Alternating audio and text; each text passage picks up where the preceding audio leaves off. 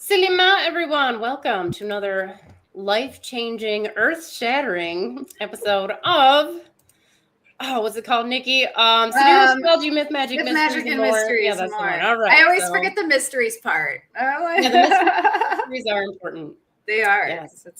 Today we have a very special guest with us, Sierra Joleen of sanctuaryforspirit.com. Her information is down there and right. You can see it under there right now. So we're going to be talking to her in a little bit, but we also have the full moon coming up. And if you guys can let me multitask here and see if I can figure this out. I'm going to bring this up. I fixed the green squares that were showing up. And apparently it was another video card issue, but my, I think that my stellarium is looking really sharp now. So that's pretty exciting. Wow, the resolution looks really good on it. It does, doesn't it? Yeah, the resolution all over my computer. I can tell too, and I'm very excited about it. I absolutely love it. In life. Yes. Yeah, definitely. Right. Niki, what do you got here for the well, this morning I got all tripped up because I kept reading posts about Pluto. Like I haven't been online. I haven't been hopping on there and doom scrolling. And I got on there and they're talking about Pluto being out of bounds. And I'm like, what the hell? Like out of bounds. But that was the explanation as to why things are crazy right now. Because he's supposedly in Aquarius, but he hasn't moved. He's still in Capricorn. Crazy now compared to what? Like it seems like dude, I know. And the way they were describing it, I'm like, that's not even how out of bounds works. Like when Pluto was in Ophiuchus, like he was super like way far off the eclipse. That's like what out of bounds is. So I was trying to figure it out and I wasted like probably 45 minutes of my life. Just getting to the bottom of this. I'm like, wait, where did I read that? I should have screenshot it. Like it just turned into a weird like obsession. But now I'm getting past it. And we do have a full moon coming up on the sure do. Yeah, full moon. And it's actually a total lunar eclipse, which makes it even more intense, even more like special. Just because like the astro weather has to be just right. You know, they all have to be just right, contra-parallel, to get the shadow on the moon. Like it's all got to be just aligned perfectly for that total lunar eclipse, which I thought was pretty cool. Which it isn't like rare, you guys. I mean, it happens like all the time. I think like every other year or every maybe 2 years. I don't know. But it's a pretty normal cycle. Eclipses in general are pretty common. People they are. They are. So if you see the posts where this is like, this is so rare, like it's really not. We do this all the time. And it's pretty cool because this one is in the Leo Aquarius axis. The sun is going to be with the south node. The moon will be with the north node. When those nodes are activated, it becomes really karmic. It becomes like this collective issue. Not only for the individual is it, the energy get a little bit intense. You're kind of introduced to a lot more challenges. Collectively, we're going to see that as well. And with the South Node and Leo and the Sun, I mean, it's all about like government leadership roles, that kind of stuff. So we'll see either changes, revelations, really cool new stuff coming out of the collective news. That's actually really like worth talking about because it's kind of out there. No matter where you live. I have no idea what's going on. Well, I've been watching European news, and I'm telling you, the Europeans are dealing with the same bullshit we are dealing with here in the United States. It's the same down with our friends in Brazil and South America. They're having leadership issues. There's all these different parties and groups that are coming up that are kind of like, a little on the extreme side, if you ask me.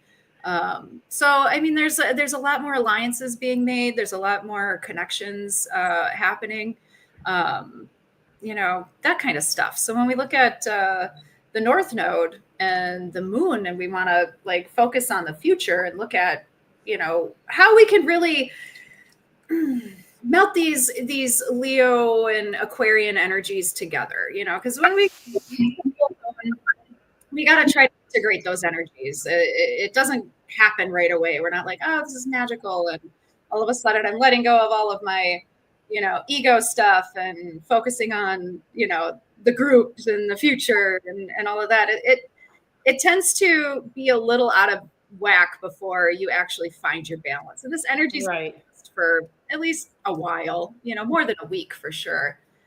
So yeah, that just to kick it off. That's what I have. Just the general overview of it. I did write a blog post about it, so you'll have to check out our website, siderealinternational.org. At the end, closer to the end of the week. It's not posted yet, but. Yeah. Oh, that's on me, Niki. I better write that down. No, yeah, we have time. It's only the 3rd, so is that for? That's the full moon one. Yeah. Yeah. It's only the 3rd, so the full moon is going to happen. Sunday, I think. So we got a little time. But that build up, we were just talking, and I've had it too. And I had people come and see me yesterday, and they're like, "Tell me what's going on with the sky because I'm fucking mad. I am hateful. I got all these I thought it was like the sun and Saturn coming into opposition, but I didn't actually take a look. I didn't have time. I was like, well, there's a lot going on. Let's talk about. And was this yesterday, day before? When? Yeah, this was yesterday. This was actually yesterday. Okay, so I don't know how it is anywhere else, but they're really big on the magnetic storms from the sun. They tell you about it right on the regular news here. Yeah. People get headaches and they get weird stuff starts happening. So yesterday I did have a pretty bad headache. Now I think it was hormones, but Andre told me, that's my husband. He's like, oh my God, I had this terrible headache yesterday. And yesterday was so they go up to, I guess the storms go up to 8 or 9. And yesterday was a 7 or something.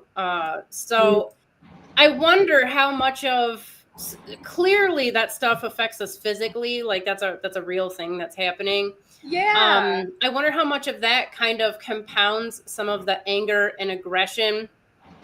I know you guys know, if you watch the show, I'm always super blissed out. I legitimately, I don't know. I'm just always so super happy. But man, it got me yesterday. And granted, again, it's likely hormones. But I went to a really dark place, and for absolutely no reason. And normally I can just go beyond my body and it's not an issue. But I just really struggled. So I don't know. It could have been something astrological, although I'm suspecting maybe it was actually the magnetic storm that made things a little harder. I don't know. Let us know in the comments. That would be a really good explanation. Yeah. Sierra, did you notice any weird anomalies yesterday? Yeah, it's been a really interesting time.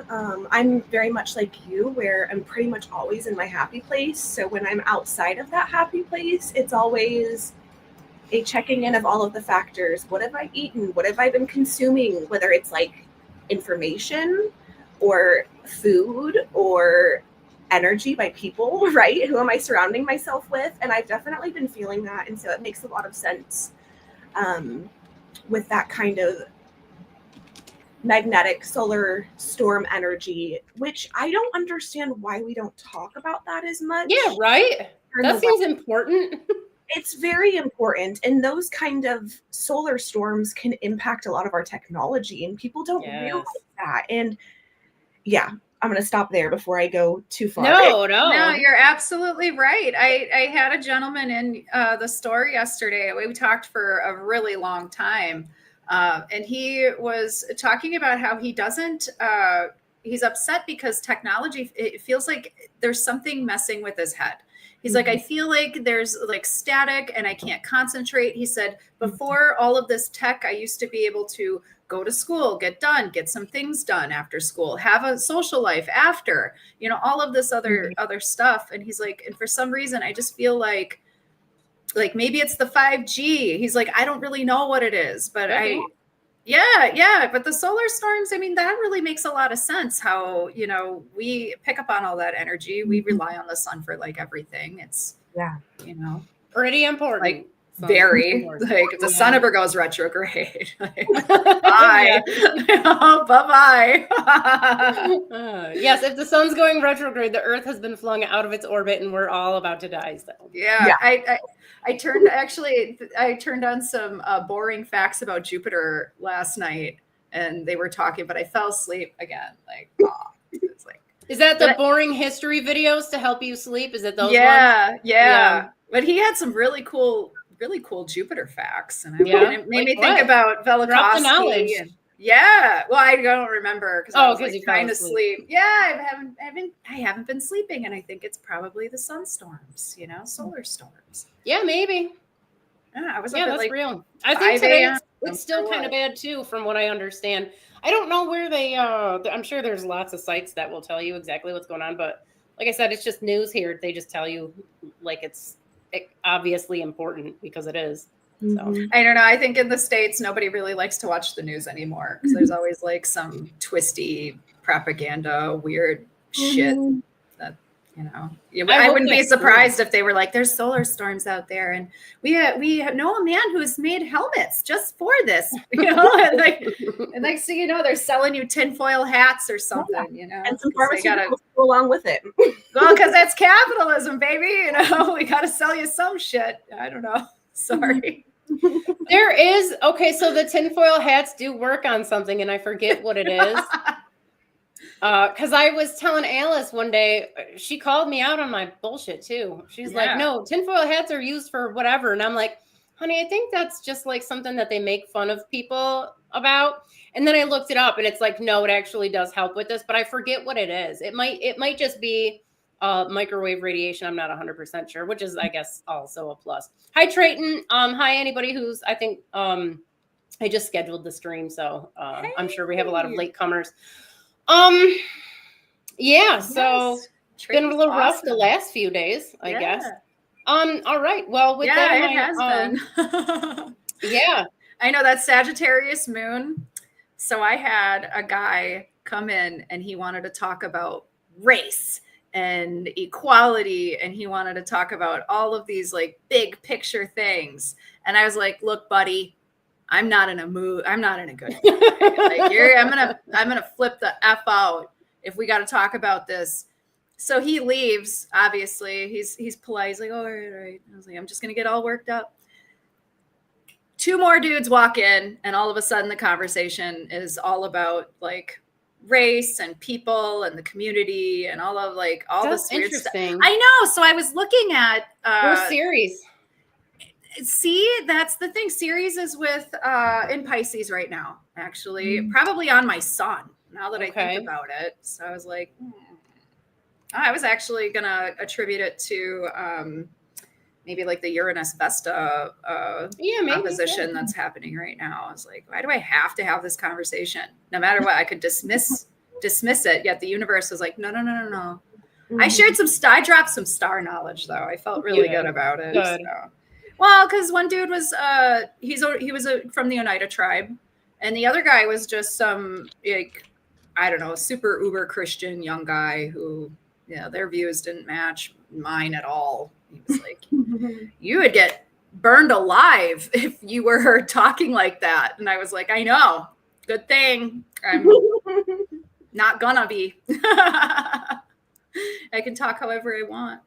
It got all weird. It got about like Christianity. And then the one dude was like, you need to have your soul saved. And I'm like, honey, I did that already. It's okay. It's okay.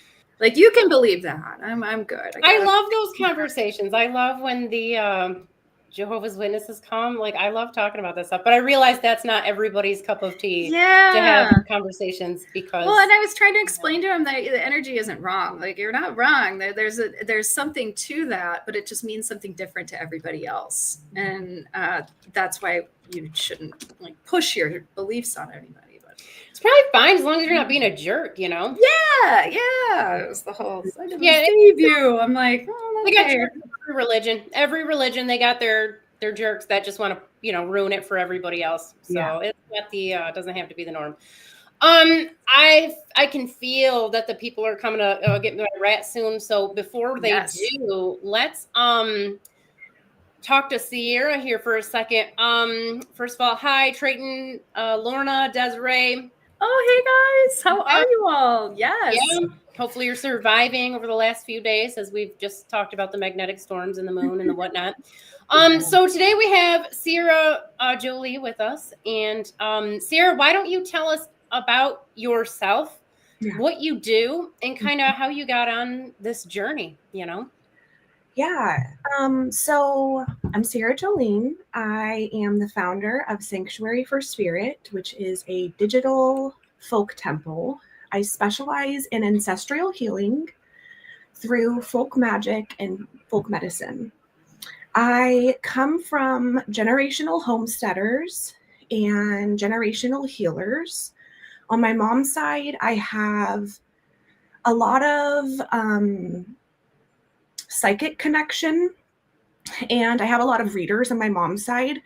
So everything from like physical touching you, getting visions that way, to reading tea leaves.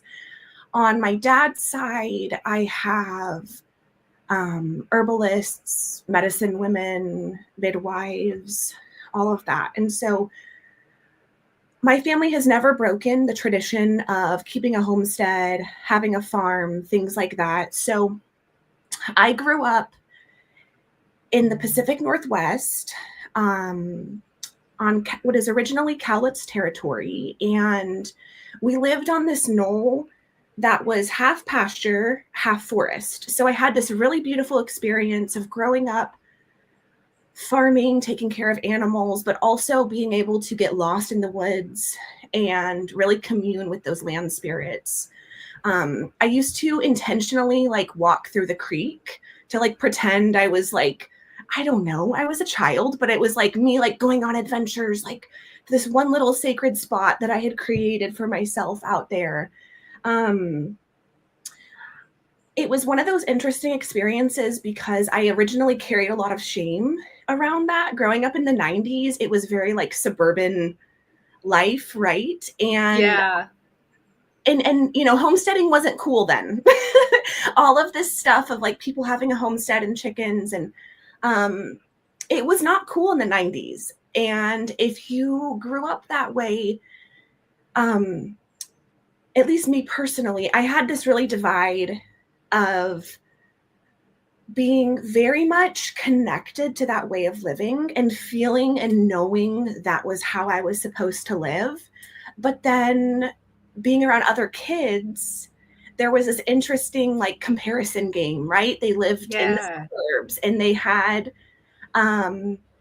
you know, maybe like brand new vehicles and stuff, where my family we had a lot of land and we had a lot of equipment and a lot of vehicles. So it wasn't important to have something brand new because you had so much other shit that needed to be taken care of, and it needed to be durable and reliable. And so I eventually came back home to that. And it was this really big full circle moment where I originally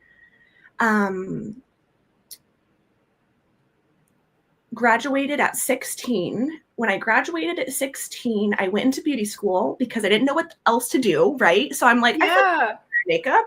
I'm going to do makeup. I loved it, but I could not stand the environment. I could not stand the salon. I could not stand the cattiness. And oh my God, I have a lot in common. Yeah. I'm sure you resonate with this, hearing you talk about it. I did it for 15 years. So yeah, I'm done. Right? And so after that, I decided I was going to follow my mom's path and become a teacher. And again, loved teaching, absolutely loved early childhood education. Socio-emotional awareness was like everything for me, teaching kids how to regulate their emotions. I was so extremely passionate about it. But again, I could not stand the environment. I could not stand being in that system. Like corporate-y, right? Like they have these rigid structures that don't make sense to anybody but the people making money. You know, exactly. Like it's weird. Yeah, totally. And so I ended up going to get my master's degree then in clinical counseling. So I have my master's there, and I am currently studying to get my PhD in religious studies, specifically focusing on ancestral healing traditions. Oh, that is so cool. And that's actually what I was talking with a tribalman about yesterday anyway, like, because his people are healing. There's a lot going on right now. And there's a lot of shaking up of the world. So it's needed. It's definitely, you're ahead of the game. Yeah, and I'm married to a Native man. So this is a lot of the stuff that we go through in our own home, and a lot of reconciliation and healing from what was done to them, and how can we reclaim that power, but in a way that does not do the same damage that was done onto them. Right? Yeah, because it's got to be completely hard. I mean, I've studied I've studied it a little bit, and I've dipped my toes into it. And being, obviously white, somebody who has never had to be introduced with a lot of the struggles that somebody who is Native or at all. And I remember learning about it and thinking, well, that's bullshit. I've lived in poverty. I've had the same experiences, but it's not. It's absolutely not the same. And that's just the difference. They only want you to know that there's definitely a system set up that doesn't favor anybody who's different, which is really, really wrong. And I think we all know, like, where this is going and why the systems need to change. Absolutely. And it's one of those, if we don't learn from our past mistakes, we end up creating the same cycles again and keep staying on that same path of breaking people in ways that don't make sense, which inevitably breaks us. We're doing it out of a broken place. People don't realize that, right? It's that cliche, hurt people hurt people. That's why it's a cliche, because it's so deeply embedded into what it is to be a human at moment.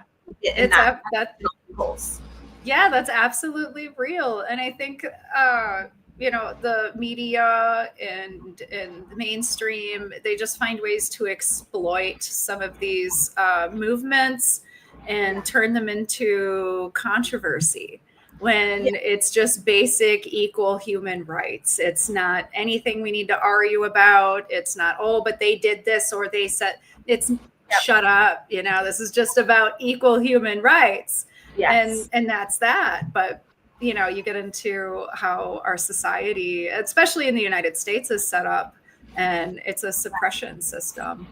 So. Yeah, I mean, it's really interesting. My husband is specifically Diné, which is Navajo, and a lot of their cultural foods are post-colonialism. So there obviously is cultural foods from before that, and there's obviously cultural practices from before that were passed onto them, or passed downward, sorry. But there is a lot of colonial stuff that was kind of forced onto them, right? Because of the long walk, because of the segregation that was occurring. Yes. And those are still culturally specific foods to them, and are very sacred within our household, even though they do have a colonial context. So there's also that weird layer of reclaiming things that kept you alive in survival, because without those foods, those lineages would not have survived. So there's this really weird place of those foods specifically having a lot of cultural resiliency and resonance, but also not being the traditional foods that were eaten for the hundreds or thousands of years that came before. So there's so much of this, especially as modern Americans, especially Native folk of modern Americans, where there is this, what belongs to me, and what not just belongs to me, but also what do I claim that is a part of me, but maybe isn't the most ancient traditional ways in this modern context. So that's a lot of where I focus working with people, is this coming home of multiculturalism and really embracing all of the folk paths that have created the beautiful you that sits here right now, kind of a thing. And so I really highlight the individual person, their ancestry, and how can we not say, oh, I'm going to only follow this Italian path because of this Italian lineage, but no, how can I follow all of the paths and honor all of my ancestors and have deep reverence in those ways? Yeah, that is so awesome. I love that. Well, there's got to be a lot of shame around doing things differently and not being a part of the mainstream and not fitting in. Like in the 90s, I grew up in the 90s, and it was really materialistic. And if your family wasn't buying like, the best breakfast stuff, or had cable, if you had cable, you were the shit. You got to watch MTV music videos. Like, you're lame if you don't. Like, it was that kind of shit. Like, and I grew up in the middle of the woods with nothing too. So like 3 channels and VHS tapes. And that's hung out outside. That's another layer that's so interesting, is like my dad grew up without power and water. And people don't realize that was just one generation away from me, that my people were so in the woods that they didn't even have access to modern amenities that people in the town had, right? And so there's that deep layer of like, okay, this is what my family went through. How can we reconcile with this, right? And how can we take strength from that? And there is so much of this in our world, especially with the division and the kind of the way the social justice narrative can be hijacked for the power of abuse, right? It's left a lot of people feeling that they are not enough. If they are mixed race, they are not enough of this, and they are not enough of this.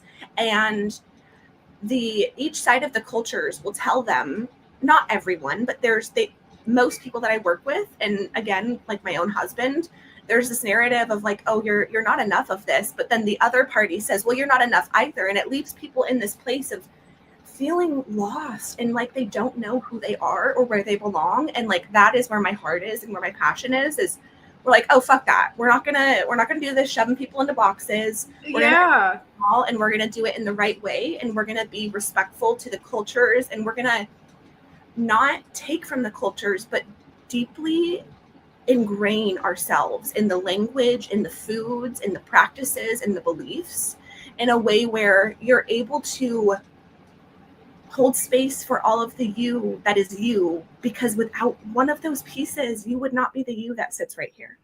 Oh, that is beautiful. That is so true. And that's kind of how I work with my clients when I'm reading their natal chart and I'm talking to them. It's like, this is you, like you're magic. You were made of all of this, and this is all your superpowers. Yeah, everybody's got an Achilles heel, but like we're gonna uncover it, and we're gonna get down to the bottom of it.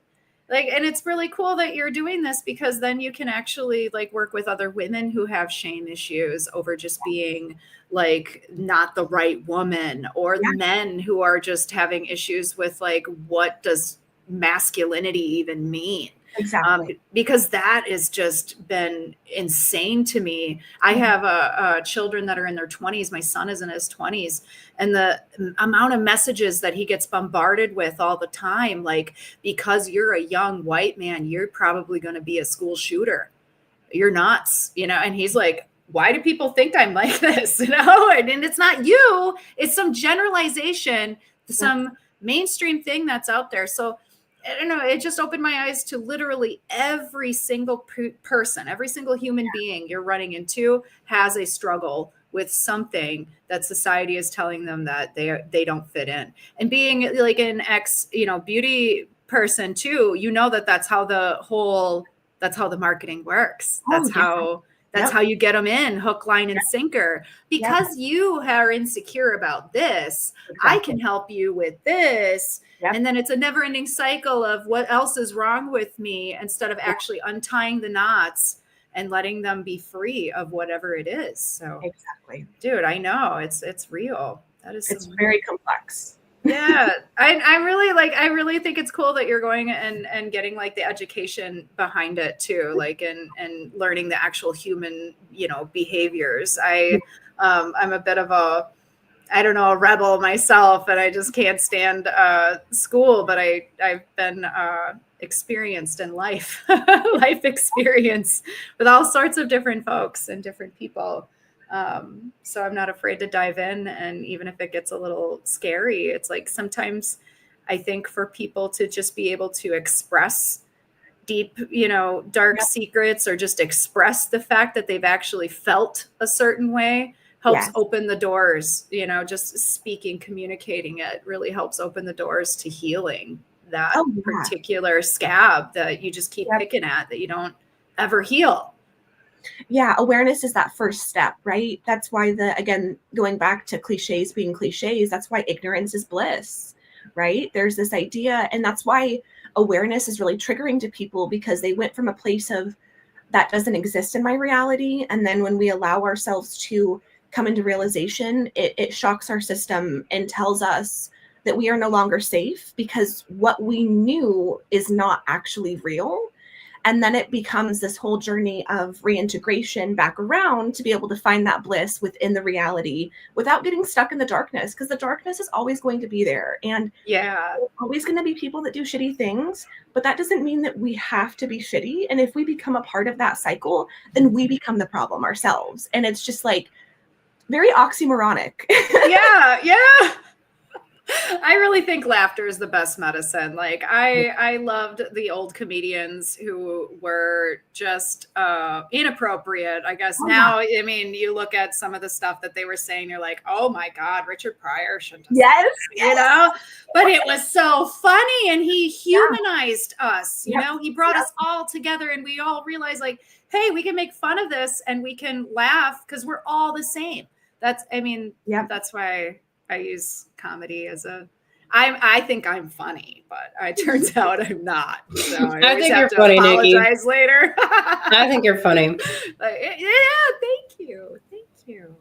But yeah, it's another form of medicine. It is. But yeah, once people realize that they, you know, we are connected and we're all the same.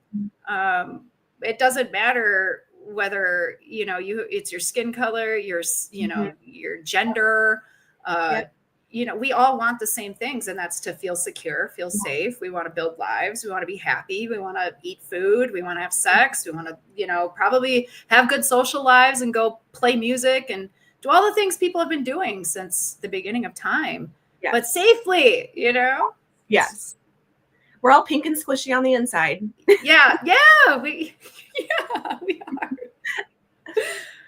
I was just having these conversations about, it came up on our forum about men and not being very receptive to astrology. And I find when you get, it's a generalized statement, obviously, because there are a lot of men who are really into it, but, you know, maybe they keep it secret. Maybe they don't, I don't know.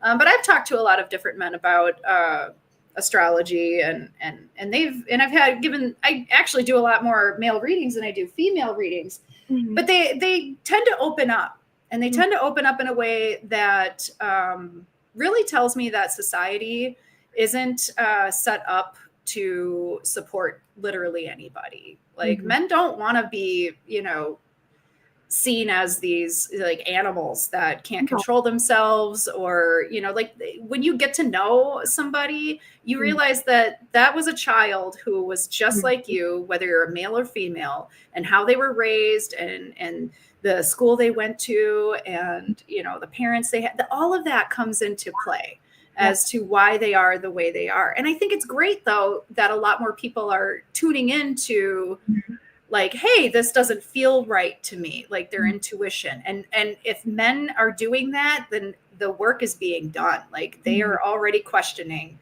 things. I mean, I hate dividing people up into categories and saying men, women, you know, this, that, because we literally are doing it all the same, you know?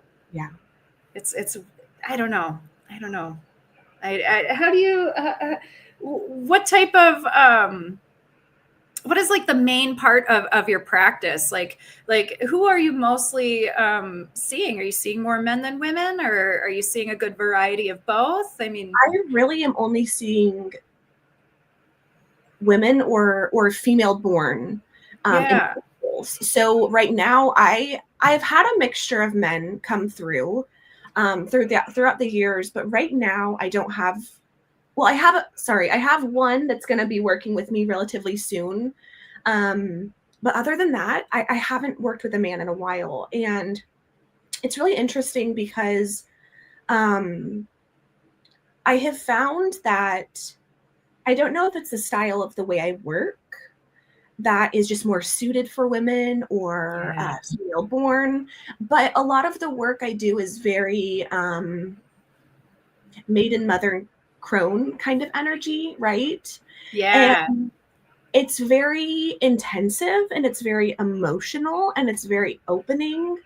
And it takes a man that is on that really deep journey, or somebody who identifies male that is very deeply ingrained into expanding their path. And I think because it is such a intensive style work that I do, I just tend to kind of draw in more females. And for a while, I felt very like, oh no, I don't want to be a person who like only works with women, because I was taught that we need to be applicable for everyone in some way. However, I realized though that if we're applicable for everyone, then we are not executing our strengths in other ways. And so what happened is I think it kind of naturally unfolded in a way where the people that are meant to find me find me. And it tends to be more of those like nurturers that find me. So the men that I do get tend to be very, very nurturing and tend to have that very soft side to them. And so I think my work kind of filters out people that are undecided, because to work with me, you have to be very dedicated to your spiritual path. And I think a lot of people that I have met, they are still trying to figure out their spiritual path. Yes. Yeah. And I think they feel uncertain about it. And because I'm so forward about it, it's a little bit intimidating. And by the time they end up working with me, they've already like decided like, no, I'm fucking here for it. You know? Yeah. Well, because change is hard. And when you have to hold yourself accountable for thinking things that weren't true, or getting angry about ideas you thought were real. I mean, there's a lot of disillusion and illusionment around our identities and how we present ourselves. And when that comes crashing down, like it's really hard to make that choice. I mean, some people will just wallow in their own shit for a while, maybe even a few years before they actually say, hey, well, I guess if I want to be happy, I have to change who I am. And it doesn't really click for a lot of folks right away. Absolutely. I always tell people that at a certain point, they have to become so sick and tired of their bullshit that they're ready to leave it behind. Yeah. And that's not something that I say in the first session of therapy or even the first year of therapy. It really depends on the level in which someone is. And normally when that moment is said, there's this spoken acknowledgement of like, holy shit, yeah, I did have to get to a point where I was so done with where I was that the only thing there was left was to decide that change is necessary. Yeah. I feel like every human being has I mean, if you're lucky enough, I don't want to say if you're lucky enough, but if you live long enough, you do eventually hit a rock bottom. Whether it's induced by, for me, it was alcohol. It could be drug induced. It could be relationship induced, work induced. You're going to eventually hit a rock bottom where know you're going to have to make some changes and confront the person that, you've allowed yourself to become.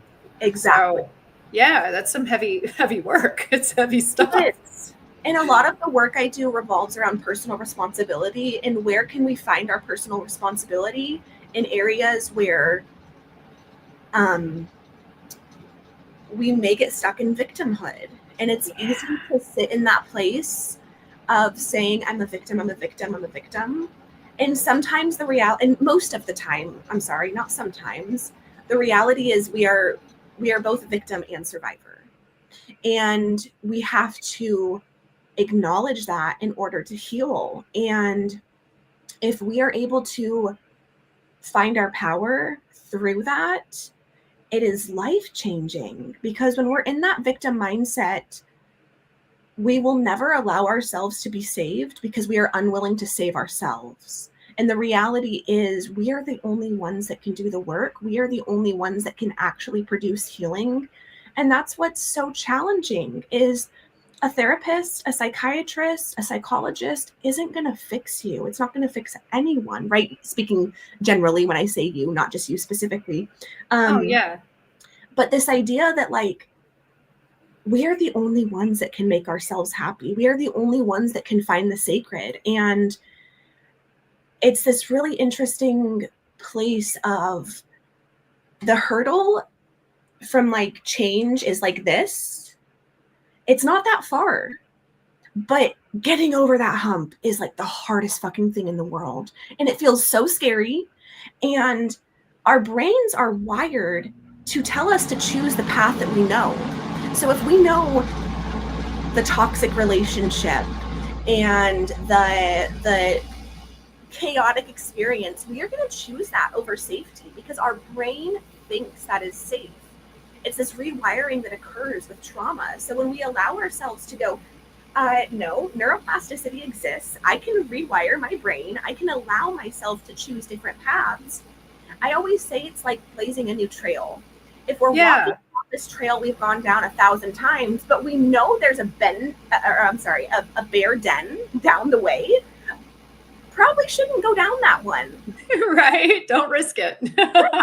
But if it means that we don't have to get out the machete to start weed whacking or the chainsaw to start fucking cutting down the trees, then of course I'm going to go. I just won't go as far as the bear den, right? Yeah. We can blaze that new trail, and it takes time. It takes tools. It's going to take the chainsaw. It's going to take the machete. It may take the weed whacker, and then it's going to take your feet actually going down, creating that path. And eventually you'll know that path is safe, but you have to blaze it for yourself. And that is what is the hardest part, is deciding, no, I'm not going to fucking go down the scary path. I'm going to actually create this path. And the next thing you know, you end up at this beautiful lake and you're like, oh my gosh, this is my sacred place. But no one's going to make that sacred place for you. We have to create it ourselves. Yeah, I agree. I think a lot of the people we meet, and you know, I've been in this position myself too, who have been, you know, victims of something terrible, like, you know, a sexual assault, or, you know, a bad relationship, where, you know, whatever it was, because there's many different variations. You first have to go through all of the stages of grief where you're blaming the other person. Yeah. And it's this person's fault. So when you get past that, but then you're realizing that there's more to it. Like, oh, I forgave them, or, you know, oh, I decided I'm never going to forgive them, but I'm going to move on. But then there's this struggle you still have within yourself. For you blame yourself. You put yourself down because you think, I deserved this. You know, God did this to me. You know, there's always like these things that you need to go through that bring you into that like self forgiveness circle. So you have to forgive yourself for not knowing what you knew at the time, or even if you thought you knew, you know, it was confusing. But yeah, I mean, it makes it really hard for people to realize that these are stages, and it takes sometimes years. It doesn't just happen overnight, where you have to come to terms with these things. And forgiving yourself is like the biggest like part of healing. Because I think a lot of us alive right now, I think are Pluto and Virgo people. We're all going through our midlife crisis. We've been dealing with cycles of shame and you know, constant you know, wanting to, you know, help other people and not doing enough, or not feeling like you are enough. I mean, there's just that constant vibe, you know, that we carry. And so we're here to get some shit done. I definitely see that. But there's also that caveat. So we know that when people are coming in and we can see what their chart looks like and where, you know, their generational planets are, we can definitely, you know, look at what type of shame are you carrying? What type of crises are you experiencing? Like in the natal chart, we can just see it. And do you use astrology, or you just like get down in there and I use it, pick their brains apart based on the client. So if I have a client that's very into astrology, then yes, I do. I focus more so on creating awareness. So setting up that environment where people start to notice, where is the moon? Where is the sun? How is this impacting me in my personal placements? I do have some clients that are still in tropical astrology. And so I'm able to hold space for that because it's their viewpoint. Although it's kind of like, their religious views. Yes. Like I try to be like open. I think it's almost like when you discover true sky, you're like, everybody has to, like the Jesus people do it. Everybody does it. So you guys are so charitable. You're so kind. Yeah, I'm trying. I couldn't not do it. I couldn't not do it. Oh, I'm still I can talk to people. I can communicate in any religious language you want, but when it comes to astrology, I got to let them know. Oh, I do. I definitely do. But I'm trying. I didn't mean to interrupt. Continue. Trying to be nice about it because people get really upset, and I noticed. I'm like, why? And it's usually because they have a tattoo. I'm gonna tell you, 90% of the time, it's because they got a big giant Gemini tattoo, and it Libra. should be yeah, and it should just not be there. It should be a Taurus tattoo. Well, it goes back to identity, right? And people create and attach identity. We see this with everything, right? We see this in the nutrition community. Have you ever seen somebody that was vegan start eating meat again online? Their comment section is the most disgusting thing in the whole entire world. People asking for them to be killed, for horrible things to be happening to them. And I'm laughing because those same people are eating boxes of horse shit. Yes. Chemical fucking warfare garbage. It would be better if they were eating that. That would probably be preferable. Then they're like, how dare you eat meat? Like, go back and eat your box of cereal. Yeah. And I say this as someone who, as a teenager, thought I was doing the ethical thing, right? Yeah, we all try. Trust me. I saw a documentary about the chickens and the meat, and I was like, oh, I'm going to give it up. And I couldn't. It was like 2 weeks, and I was like, I'm going to get a bucket of chicken, you guys. Well, and the way, we raise all of our own animals and all of that, right? So like I do ceremonies if we have a harvest. Like I am very sacred and intentional about the way that I am using my craft with our homestead and our farm to make sure that everything is in the highest and greatest good, because that is what's important to me. I would much rather know that this animal was taken care of and loved on and really given an opportunity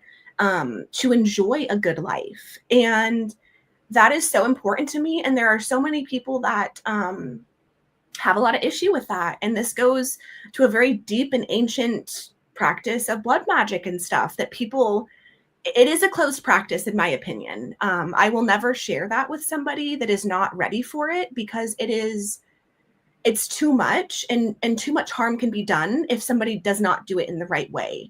And animals can be injured and have a horrific death if somebody is not taking the utmost respect with it. And so it's really important to me to be able to acknowledge that, like, these traditions that my family have carried, making them as sacred as they originally once were, because there's been a lot of watering down of it. And I feel like because of the mass production of social media, everybody thinks I need to go get chickens. I need to start doing this now. Well, the reality of chickens is everything wants to eat them. I actually, when we had first scheduled this call, that week I had a cat pass away, unfortunately, from an illness. Oh, I'm sorry. Thank you. And I had a pack of coyotes tear through 2 layers of metal fencing and get into my hen house and take all of my hens. And that sucks so bad. Yep. Oh my God. Yep, that's how it works. But I had it happen when I was a little girl. So I know what to do. It wasn't like I was an adult that, it's just like, oh, this is the first time I'm experiencing death of my animals. So I was very, unfortunately, in a weird way, grateful that I had experienced that as a child, because it wasn't as shocking to me. And I am so big on like chicken safety and animal safety. I'm like that crazy lady that's like, oh no, you got to keep them safe. Like I know tons of people that free range their chickens all the time, and they wonder why they're getting snatched up by everything. And I'm like, well, ranging appropriately. There's structures and there's procedures that need to go in place. And I'm like, So even as like the chicken safety lady, I'm like, even mine got, and it fucking sucks. And I felt so bad for my girls, and I did so many rituals for them because my heart was broken. But like, that's part of living this life. It's life and it's death, and it's messy, and it's not easy, and it's not Instagram perfect. Yes, thank you. Yeah, geez, I agree with that. Sorry for that soapbox. Yeah. No, but I get tired of the constant, like, you can never do anything right because there's going to be somebody up your ass no matter what. And that mind frame takes people back. It holds their power back. They worry too much about what other people are going to think. And so they don't want to share. They don't want to become who they are supposed to be because they're so worried about, well, what's my family going to say if they realize I don't believe in the same political stuff, or, even, absolutely. Even just right down to what you eat. I had to drastically change my diet, my lifestyle. It cost me literally everything, which was okay with me in the end because I'm like healthier, and I used to suffer from chronic illness. Like they called it fibromyalgia, and I was literally in pain. My whole body would just be vibrating with pain all day, all the time, in my sleep, every day. And it wasn't until I actually got it to go away, I realized how bad it was. And I was like, wow, I'm surprised I didn't pop myself. Holy shit. Like that was really, really bad. So like the price I had to pay to never feel that bad again, it was worth every penny. Every pound of flesh. I mean, man, I'm done with that old life. I never want to live like that again. But then we still realize in the United States here, we still have, meat that's filled with antibiotics and garbage and who knows what. Like I can't afford to go buy all organic or, I guess I could find a butcher. I guess I could find, or a local farmer that sells. There's somebody. I'm in Wisconsin, so they're everywhere. They're literally all over the place. So I guess I could get a little bit better with that. But like I struggle with nutrition too. Like it's really hard when everything is fried, everything is like easy to get. Like I can't just go through the drive-through anymore. I had a soda like a week ago, and like my skin's all broken out. It's bad. I've been eating gumballs out of the machine at work, and I'm like, maybe that's what it is. All that red 40. Like, what are you doing, Niki? My hands were like this, and I was walking all stiff. I'm like, wonder what that is. And I'm trying to chew this like giant. I know. I figured it out. I chewed it till the flavor was gone, though, and then I spit it out so I could get more in it. Because it's so good. Those first few, chews are amazing. But yet, when I talk to other people about nutrition and I introduce those ideas, like, hey, maybe dairy isn't good for you if you're always full of inflammation and you can't like move. Maybe you should like cut that out and see if that's what's making your joints hurt. Never. Why? Why would I ever do that? Like. Literally people get angry. They just like get so pissed. I'm like, look, I'm some of that too goes back to some people identify with their illness, and if you take it away from them, they don't know who they are anymore. Exactly. I've seen that a lot. And sometimes it's the processing as well. Like I live in a state where raw milk is available for purchase for human consumption. Oh, what state is that? Texas. Oh, awesome. I didn't know they did that. Okay, cool. I didn't know that. I thought Texas outlawed everything. I thought Texas is the only Texas is actually it gets a bad rep because of the conservative nature of it. Yeah. And I actually have some clients that are from a little bit farther up north that are like that are terrified of Texas. They're like, I'm afraid if I go there, I'm going to get stoned to death. That's weird. And I'm like, what? Like, I live in a place where they listen to the news. That's what happened. It is. And I live in a place where you're going down a road going 60 and every person is, hi. I mean, everyone is so gracious, and it's very, I would say, at least the community I live in is very more kind of libertarian-esque than conservative. And I think people hear that conservative language and they think rules and regulations, and we should and shouldn't do this, or we should and shouldn't do that. And in reality, it's a lot more of like, no one should be telling us what the fuck to do. Kind of that's the original conservative. Yes. That's the old constitutional conservative. Exactly. Yeah. Exactly. Yeah. Now I hear conservative and I think buzzkill. You guys just don't want anybody to have fun ever. Yeah. Ever. No, here it's a big party. It's always a party. Everybody is living their best life. It is, and it's so different because I grew up in the Pacific Northwest in Washington State. Yeah. So different in terms of Washington is so much more confined. You are not able to purchase raw milk. Raw milk is only sold for animal consumption. And so people will buy it for animal consumption to drink it for human consumption. That's the only loophole to drink it. So there's so many things like that where like Texas is not like that. They're basically like, if you're not hurting someone, it's okay. There's obviously some very conservative ideals in terms of like abortion and drugs and certain things like that. But at the end of the day, it is far more relaxed than most people realize. And it is like, people think because guns are a big deal here that it must be this dangerous, scary place. It's the complete opposite, actually. Nobody's in fear of anything because everybody is well versed in guns, and nobody's afraid of them. You grow up shooting, you grow up hunting, you grow up, and again, very similar to how I grew up in Washington, but I was so far in the woods that there wasn't as much of the political intensity that exists in the bigger cities. So what is Texas's view on THCA? I know they were going to ban it, and then it's still available.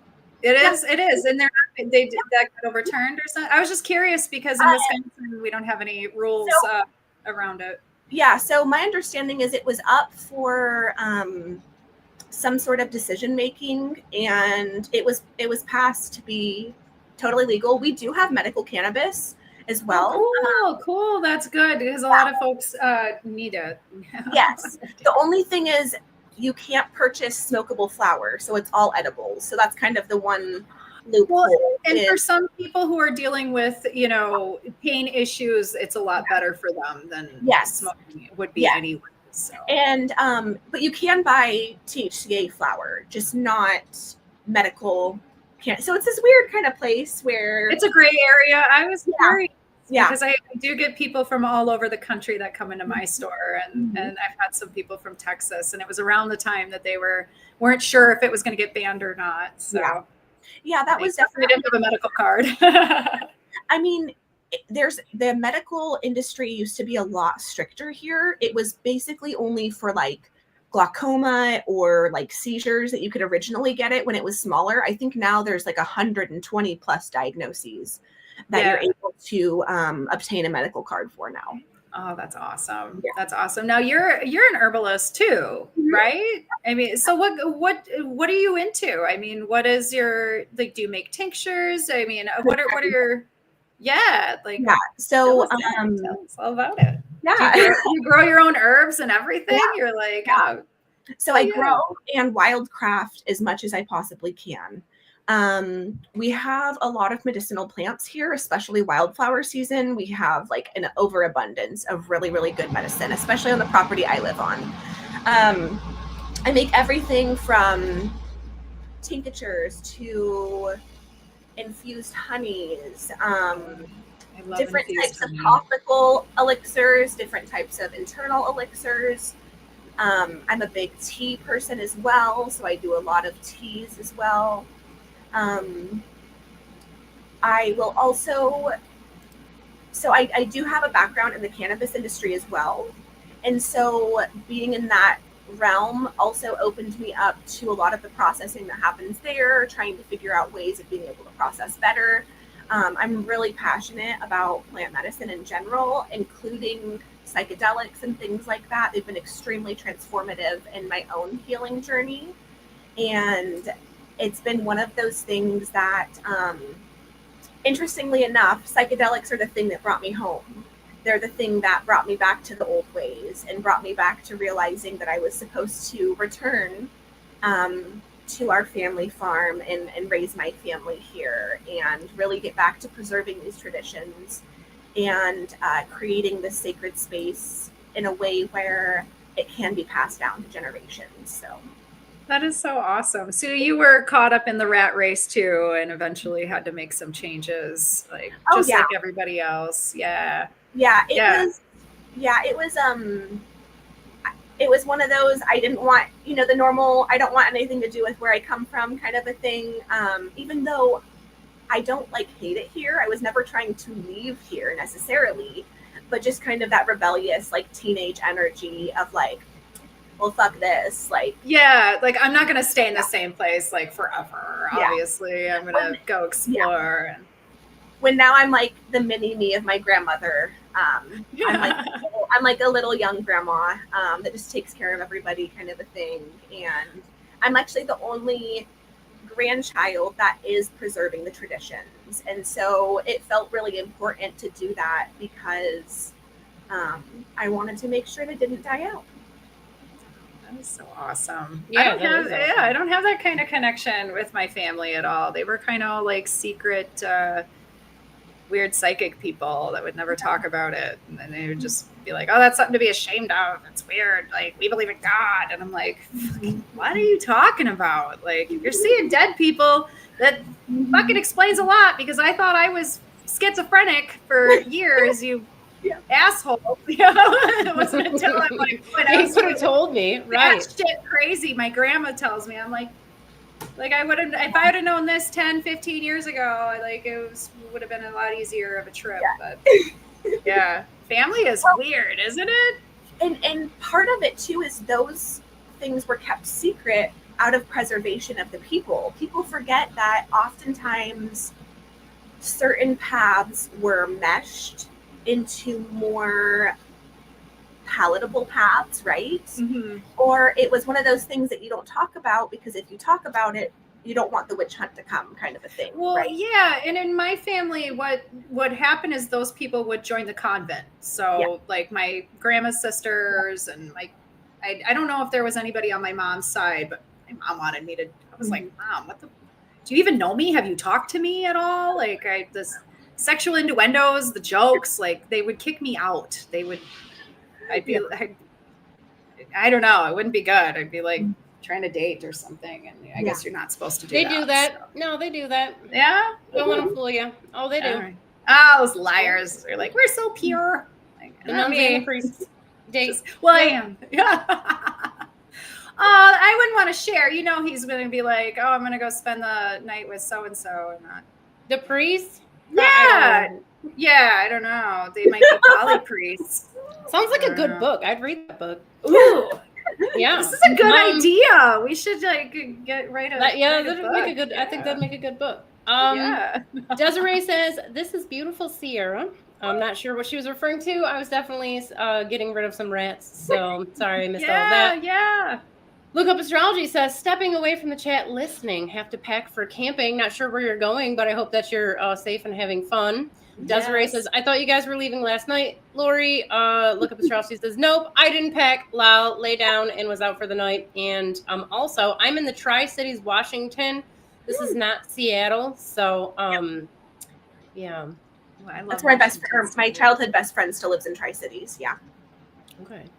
I loved Olympia. That was my jam. I loved that city. I was I'm going to live here. I'm going to move here. And I was absolutely obsessed with it. And then COVID happened.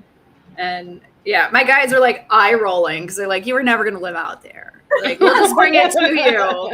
And I was well, why the fuck am I going out there all the time then? And then literally Green Bay blew up and it turned into the West Coast a little bit. Oh yeah, which was weird. Well, we had the NFL draft and people started moving here out of nowhere. And it was weird because there were all these articles about how Green Bay, Wisconsin is the best place to live ever. Mm-hmm. Number one. I'm sorry. And I'm sorry, I'm not laughing at Green Bay. Yeah, dude, I am. I'm what? I mean, it is compared to other places, but we're weird here. Super weird. There's the weird alcoholism vibe. There's just I don't know. People move here and they're why is everybody so weird? I'm I fucking told you. I don't know. I don't know. I've been trying to get out, and you guys had to keep moving here, and I'm driving the rent up. So, yeah, places do have that resonant energy, and Yeah. It can affect people. That's why everybody in Florida is crazy. No offense if you live in Florida. I lived in Florida. I'm allowed to say I lived there for quite some time, and everyone is nuts. Yep. So especially the people that were born there and don't know anything else. Like it's just, but it's, I promise you, it's got something to do with the actual land. Oh yeah. Talk about this. I was hoping you would say it. Yes. Yeah. It's, so Florida sits on a lot of aquifers, and Michigan's the same way. I don't think Michigan's nearly as bad, but I do suspect that all of the underwater like caves and stuff, I mean, that's a lot of electromagnetic energy just coursing through the ground. And plus you add in like the constant sunshine. Like I love the sun. I'm as close to a sun worshiper as you can get, but I'll tell you what, like there are some times when you're like, I wish there was just like a cloud. Like, wouldn't it be cool if we had a cloud once in a while? That would be great. But yeah, everybody in Florida is nuts. That's why so much weird stuff's going on down there. But I think it's got something to do with the land. Now, I have another suspicion. I don't know if this is true or just, there's some Native American mojo going on down there that I think also contributes to it. And I couldn't tell you exactly what it is. I've seen scenes, I've picked stuff up psychically, but it's something there, and it's almost like the get the fuck out, you don't belong here vibe.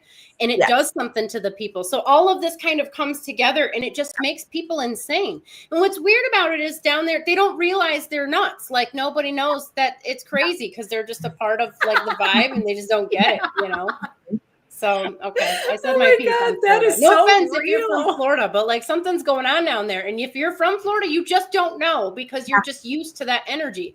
But from the, coming into it, you feel it. Yeah, you do. You bring that up, Abby, because I feel Texas has a similar vibe in some instances.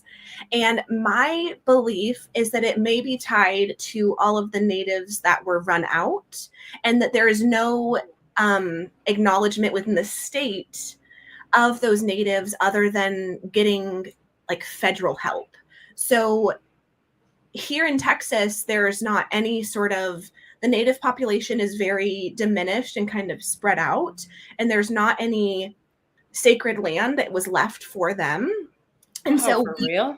Yeah. You got all that land and they couldn't I say you like it's you did it. They couldn't spare any. That's ignorant.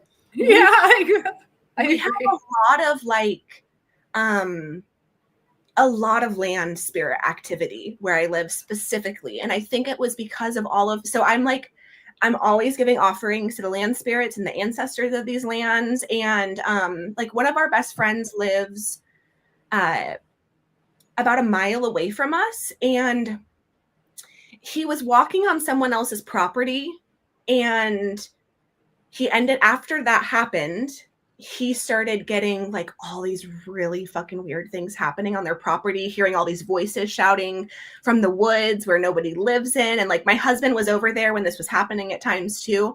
And I'm like, I fucking told you, you don't fuck with the land. You don't fuck with other people's land. And you got to be so above and beyond about giving it respect, because there's so many spirits and so many lineages that feel unheard and feel totally forgotten. And the funny thing is we never have any activity on our house or on our property. The only time we do is if I haven't given my offerings for a while.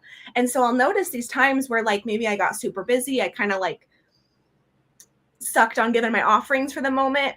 We'll kind of have a little bit of an uptick of like random things, but it's never anything scary. It's always kind of just playful, like random stuff. Start giving my offerings again. We're good as new. Nothing's going on. I think about Texas and I think about all the war on the land that happened. Like, when Mexico was like, hey, this is our shit. And we were like, no, we were taking everything, guys. Oh, yeah. And so they're like, I wonder if a lot of that isn't just residual war.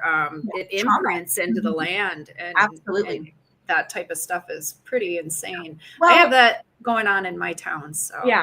Well, and living the space that I live in, we occasionally get a snow day in the winter, and we also get 100 degrees in the summer. And so we have this really wide range of weather. And like you can get, we say every single season in a matter of a day or a week. It's, you could have snow and then be in the 80s by Friday kind of a thing. And I think back to the times of when Texas was first being settled, it was a very hard place to live. To be in the 100-degree weather when there's venomous snakes everywhere, when there and we have all sorts of megafauna or a fauna as well, to where we have mountain lions, we have coyotes, we have wolves, we have armadillos, we have raccoons. So we have this really big variety. We have wolves. We actually have red wolves now here in our area. They were just spotted.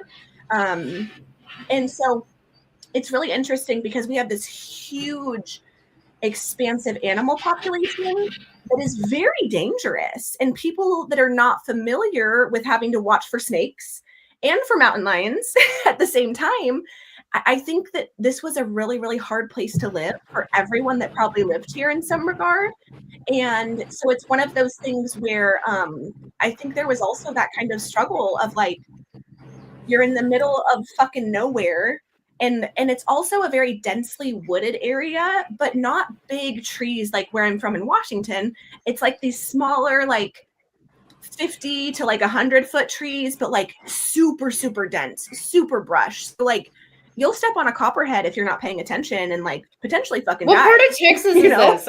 I haven't seen this part of Texas. I've only seen the really boring flat areas with nothing, no trees, and it's just super lame and dry. So North Texas, northwest of DFW. So we have like it's just far enough north so that we get winter. And you guys get rain? Yes, but only about 75 days of rain a year. Okay. I got you. Yeah. Okay. It sounds way better than where I was, so I don't know. Oh, it sounds cool. I fucking love it here. And never thought I'd come back to Texas and live in Texas, and I could not be any happier. Both my husband and I feel the exact same way. It's the wildest thing. That's cool. Yeah. Yeah. It's good to find where you belong and like you resonate with the land and and most people never know what that feels like. They go their whole lives and they never have that. Well, and so our town itself is like over an hour from the actual city, and then we're 30 minutes outside of the town. And so we live in a community with a bunch of other like farmers and homesteaders. My parents' best friends have 500 acres next to us. There's 2,000 acres on the other side, untouched, other than cattle. Yeah. So we have about 3,000 acres with under 100 people. That's good stuff. Yeah, it's good. Yep. Those were the days. I remember those days. Yeah. I grew up in the middle of nowhere. It was awesome. I mean, I hit a point in my life where I was like, that sucked. That was so bad. And I was, but now that I'm older, I'm like, oh, I'd do anything to just be a person all day long. You know, like, oh my God, that would just be I lived in town for like 6 months. And that's the only time I've ever lived in town. And I was like, why the fuck do people live in densely populated areas? I had so much anxiety. It was like literally going into the city. I feel everyone's energy that they don't feel. Listen, no, hold on. I got to stop you. Because I felt the exact same way my entire life. Also having grown up in the middle of nowhere, like just played in swamps and stuff barefoot until I was like 18. So when I came to Yekaterinburg, which we have about unofficially 1.5 million people, but unofficially probably about 4 million people, you don't get that feeling at all. And here's what I will tell you. So one of the things that's really interesting about living here is they don't mow the lawn. Okay. So if a tree grows, somehow cottonwood got over here and we have cottonwood season. It looks like it's snowing in June. It's because of all the cottonwood. Well, that happens where I live too. Yeah, we have box elders. We have like a lot of stuff from, the United States too, that you're probably familiar with. But so like when a tree starts sprouting, they let it grow. The entire city, this beautiful, gorgeous city, there are trees everywhere. It's green. There's wildflowers. There's berry bushes just along the sidewalks and stuff. And so I have never, I'm not saying that doesn't exist somewhere in the United States, but I've lived I've been to pretty much, I've been to most of the states. I've lived in a handful of the states and I've never seen anything like that. So I think some of it, and it has a completely different, now all of the cities here in Russia are like that. Yeah. One of my that was always one of the reasons why I couldn't live in the city was there's like no nature. There's nothing. It's sidewalks, it's pavement, box stores. It's disgusting. It's a horrible feeling. But yeah, so I don't know that it's the people necessarily. That is, I know the feeling you're describing 100%. I know it. But I think that if they could maintain a connection to nature within the city, it's just a completely different vibe. It's completely different. As you were saying that, what it reminded me of is this idea of rewilding, but on a larger scale, right? So this ability for people to realize that we are humans of the earth, right? I think there's this disconnect that happens in the concrete jungle where people feel, I think what I feel personally is that their disconnection from nature makes them feel a little different as a human to me, if that makes sense, because they're it's so dehumanizing, actually. Exactly. And I think that my kind of belief on it is that whenever you're in a city where people like don't really communicate with each other or engage with each other, I think that's their energetic boundary, right? Of realizing I can't let everybody else's energy into me because the only way to do it is just to not engage, right? Right. Level of when you're closed off like that and you are disconnected from the land, it is so dehumanizing that then I don't know, I just get this weird like signal almost. And I'm like a person with really strong boundaries, so it's really interesting that I notice those differences. And I love that you brought that up because I really do feel it's not necessarily all the people being together, it's all the people being together and that lack of nature, of being connected to our earth. Like light pollution was like a new kind of phenomenon for me because where I've always lived, no matter whether it's been in the north or the south, I've had open skies. I can see all the fucking stars. You know what I mean? So I'm like, how many people go every single day not even seeing the stars? They've never seen them. Yeah, never seen. Probably a lot of tropical astrologers. Amen to that. I think about I think it was like 93. We had the Perseid meteor showers, and it was like the most intense. Maybe it was earlier than that, but I remember being outside in the middle of nowhere where we lived, and the sky, like it was black, and that's all you could see was that meteor shower. And I was just telling Andre about a meteor shower we watched, and it was like, I told him, I'm like, I think it was like in the early 90s. Yeah. But me and all my cousins, we all laid out because we all live next door to each other. Yeah. We all laid out and until like 3 a.m. We just watched the meteor shower. Like it was one of the coolest things. Yeah, it was one of the best memories I have with my dad. We hung out and we just like watched it. Is that what it was? Cool. That must have been the same one because I've never seen one since. It was incredible. It was amazing. Yeah, it was the most intense. You can Google it. They'll tell you like the date. I'll check it out. I was curious. Yeah. I was like, what was that? Because I haven't seen it since.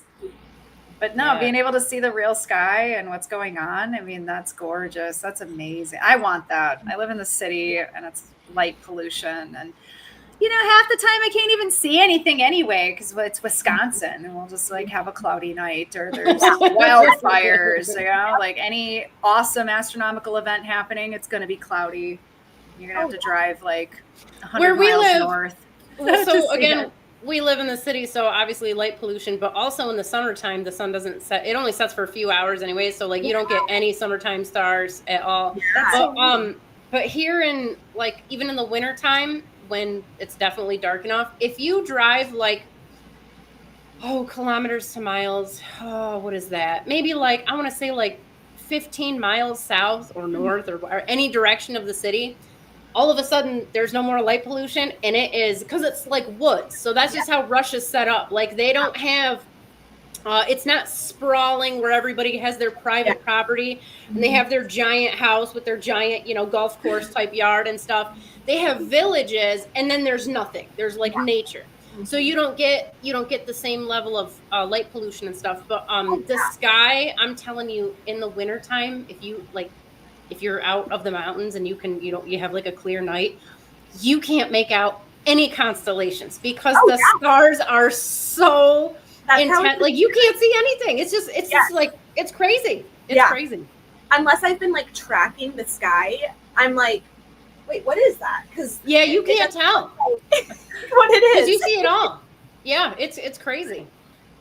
I always look for Orion's belt. That's my go-to. I'm like, okay, I see the 3 stars. Maybe still pick that one up, but I'm telling you, like I keep track of everything because I'm out at night, like walking my dogs and stuff, and I follow everything on a regular basis, and I don't know where stuff's at a certain point. So, what's the internet situation like out there, Sierra? It is not very good. So my apologies if there's any. Oh no! I've actually had more problems than you. I just got kicked off for no reason. I was like, I was just jamming out, listening, and then all of a sudden. Can you guys get like that's like the only thing keeping me from just going into Siberia and like checking out is I would not have internet access anymore. And that's a deal breaker at this point in my life just because I got stuff I want to accomplish, like there's research to do. I need the internet right now. Can't help anybody if I'm just in the woods somewhere all the time. Yeah. But yep. Yeah. That's why I love working from home, and I am very grateful that I do have the amount of internet connection that I do because it does allow me to work from home. And I always say, like, I'm a lady of the woods, so you're not going to find me fucking anywhere. You're not going to find me on any social media or anything because about over 10 years ago, I got off. And then when I started up with my business, I was kind of like, and when I was in the beginning phases of starting the temple, I thought like, okay, I'm going to get back on Instagram now. I've had some time off. I'm going to see what that does for me. It was miserable. It feels gross after, you've been off for a while. Like, oh, I can't do this. Yeah. And I started by just like deleting the app.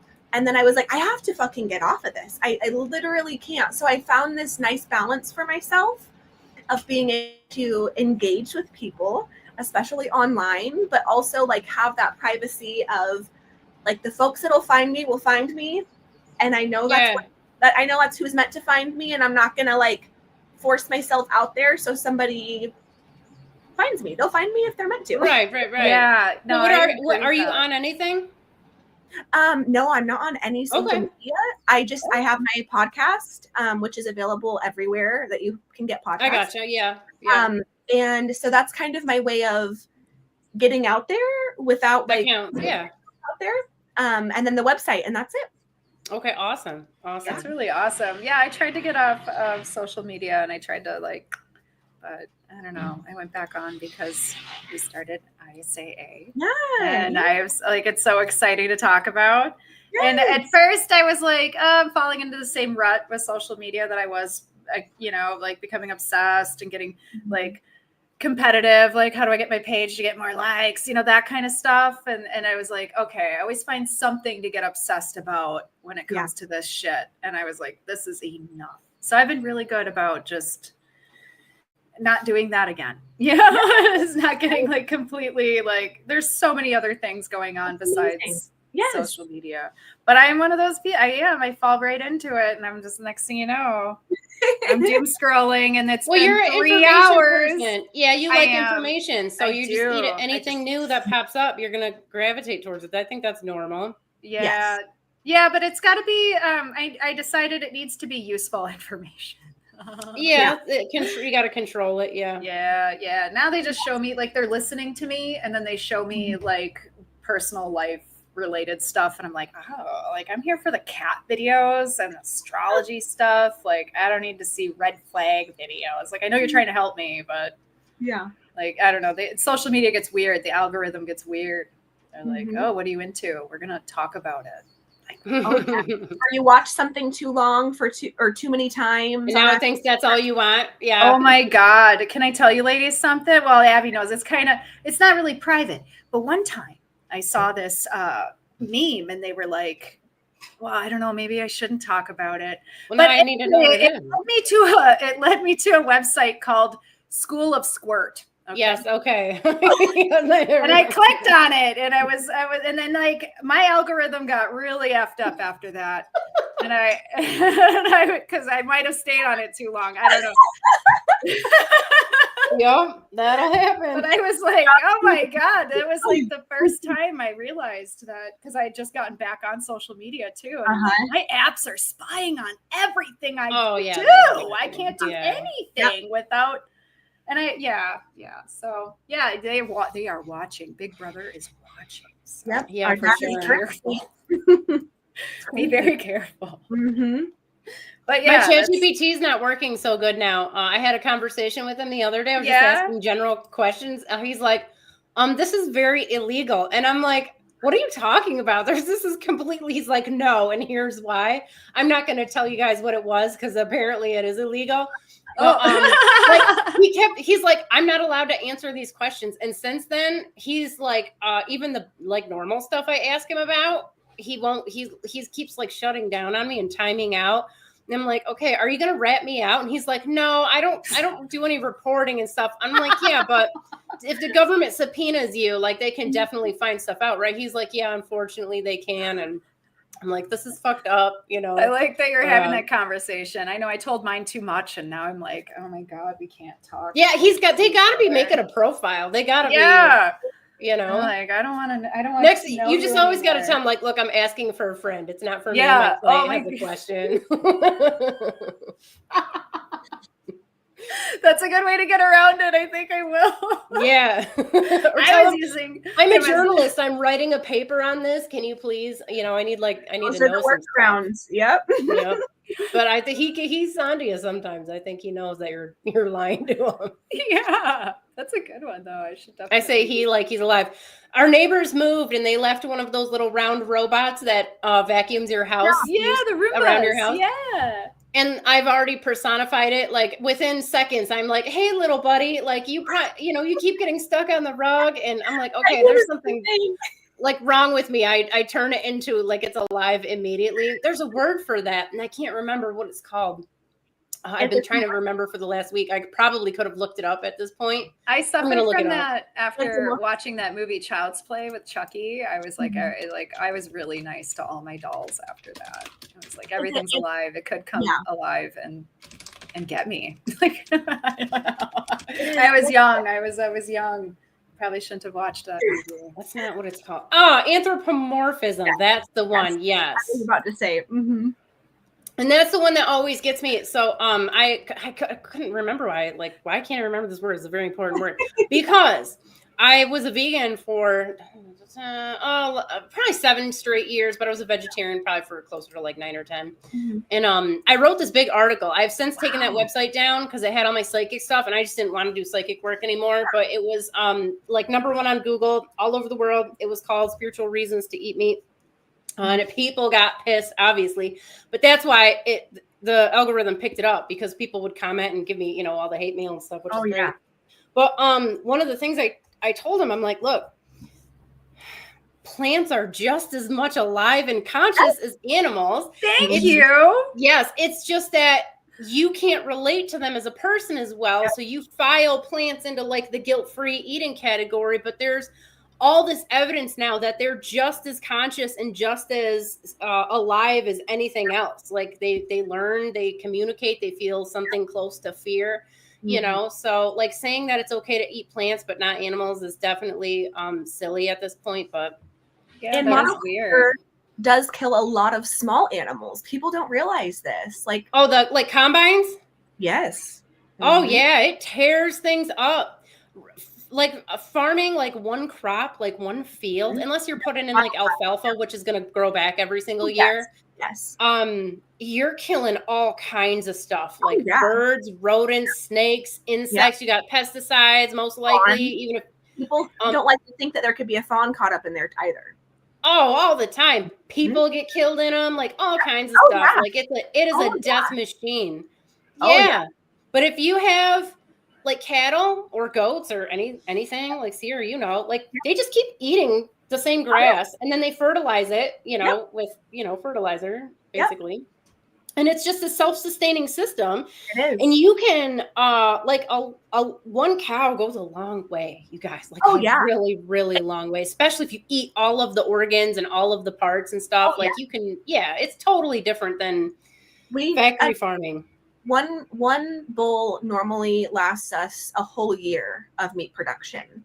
And every time I cook with that meat, I'm giving my offerings and thanking that boy, and I call him by name. It's people don't like that, but it's the way. That's the farm life, though. I mean, that is. I can acknowledge that their life was sacrificed for ours, and not just say, oh, thank you, creator, for this meat, or thank you, cattle, for this meat. It's like, no, thank you, Appa. He was the last one that we butchered. I'm like, thank you, Appa. Like, thank you so much for this. Like, it broke my heart. Don't get me wrong. I cried a lot, did a lot of ceremonies for him.